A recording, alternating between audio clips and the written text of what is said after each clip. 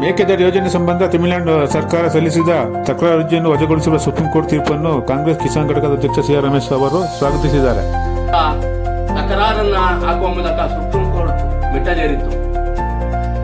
ಈ ದಿನ supreme court ತಕರಾರು ಅರ್ಜಿಯನ್ನ ವಜಾ ಮಾಡಿ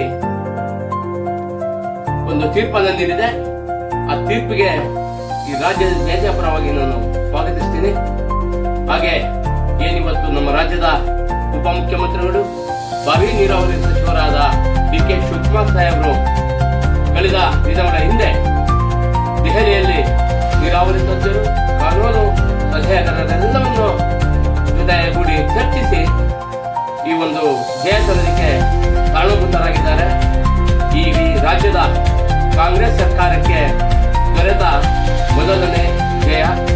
ಈ ಜಯ ಸಂಪೂರ್ಣಗೊಳಿಸಲು ಈ ರಾಜ್ಯದ ಮುಖ್ಯಮಂತ್ರಿಗಳಾದಂತಹ ಸಿದ್ದರಾಮಯ್ಯನವರು, ಉಪಮುಖ್ಯಮಂತ್ರಿಗಳು ಹಾಗೂ ಸಚಿವ ಸಂಪುಟ ಎಲ್ಲ ಸಹೋದ್ಯೋಗಿಗಳು ಸೇರಿ ಕೂಡಲೇ ಈ ಯೋಜನೆಯನ್ನ ಕೈಗೆತ್ತಿಕೊಂಡ್ರೆ ಮೇಕೆದಾಟು ಯೋಜನೆಯಿಂದ ಬೆಂಗಳೂರಿಗೆ ಕುಡಿಯುವ ನೀರಿನ 5ನೇ ಹಂತದ ಯೋಜನೆಗೆ ಅನುಷ್ಠಾನಕ್ಕೆ ಅನುಕೂಲ ಆಗುತ್ತೆ.